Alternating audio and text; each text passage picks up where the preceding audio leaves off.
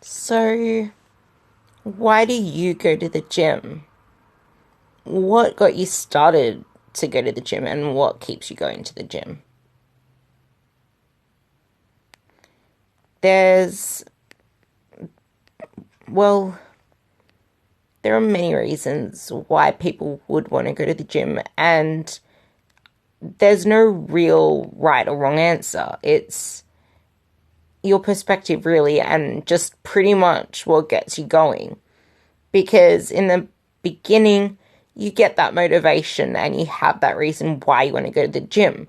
Like, oh, I want to go so I can burn calories. Oh, I want to go so my waist can get thinner. Oh, I want to go so I can look good naked and impress all the boys and say that I go to the gym and just check myself in on Facebook because I'm awesome.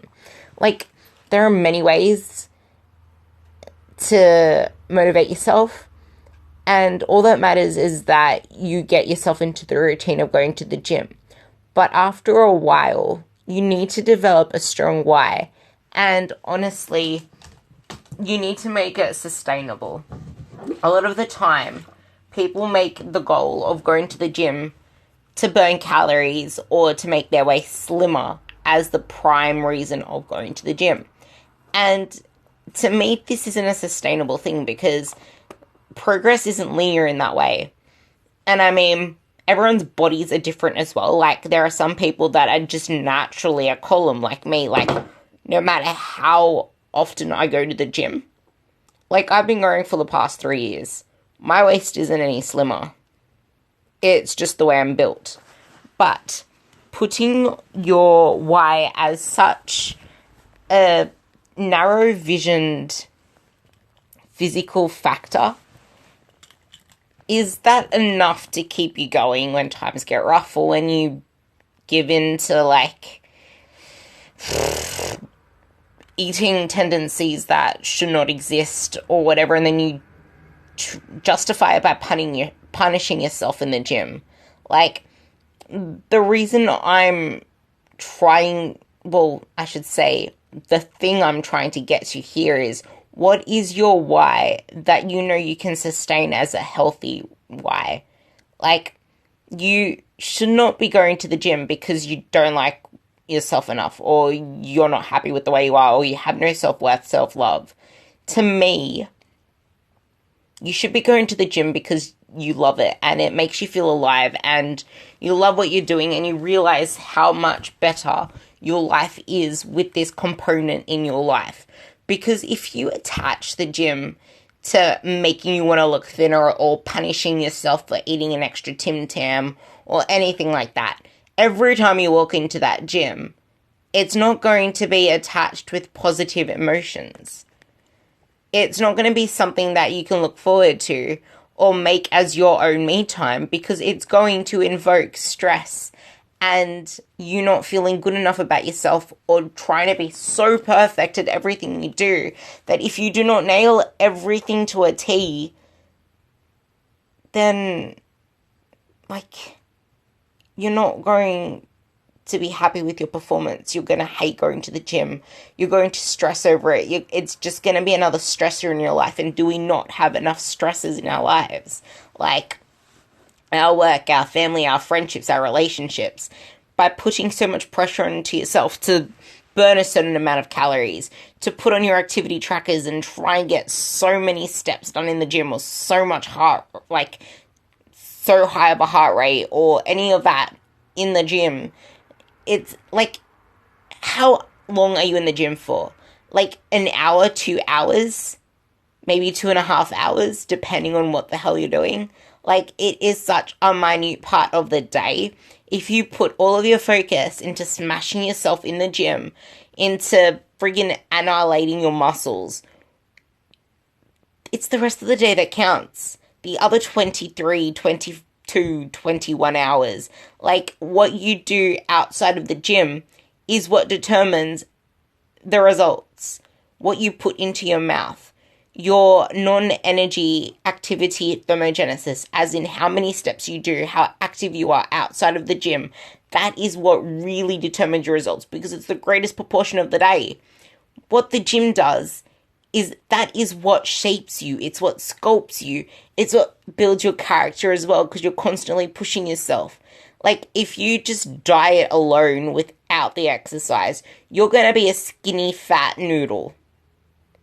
Yes, a skinny fat noodle. Like, okay, you'll lose the fat, but you're going to lose muscle too if you're not stimulating it to grow. And I don't think you want to be living on 1,200 calories either, because if you do not have any demands for the food in your body, like muscle demands, like, fat is inert. It does not need carbs, food, recovery, rest, reparation. It does not need that food to be, like, nutrient partitioning. I'm sure you've heard of that. Muscles, activity, all of that stuff improves your ability to tolerate carbs, and everybody loves carbs. So see the gym as something to do to better yourself, to get stronger, to push past barriers you thought you never could push past before. Use it as a method of just progressing, of getting stronger, of seeing little lines in your body. Like, it does not mean getting bigger. Like, oath, it takes people a shitload to get bigger. Like, I'm still trying my ass off, and I'm doing everything I possibly can to be as friggin' jacked and huge as I can, and I'm still not there yet. That proves how hard it is to get big. So just by lifting heavy weights and being aggressive with the weights does not mean that you're gonna be a She-Hulk. It really doesn't. Guys have the anabolic environment for it. Some girls do too if they decide to go down that path. And even if they do decide to go down that path, it is still not easy for us as women to put on muscle mass. Yeah, okay, those people find it easier for certain obvious reasons, but we have different hormonal environments. We still need to lift the same. There is no such thing as a girl's workout and a boy's workout. All workouts pretty much revolve around the same thing. It's just that we are relatively weaker, so of course our lifts are going to look different on paper. We are relatively stronger in our lower bodies than our upper bodies. Males are just strong all around, and they have really freaking strong upper bodies as well. That's the only real difference. And whether you're cutting or gaining, whether you're trying to lose weight or gain weight, as in muscle and fat and whatever the hell, the only real variable should be your diet. Your training should stay the same regardless. Trying to lose fat, you keep your training the same. You implement cardio where you need to, and you just manipulate your diet. You have your volume at a place that is enough for you to recover from.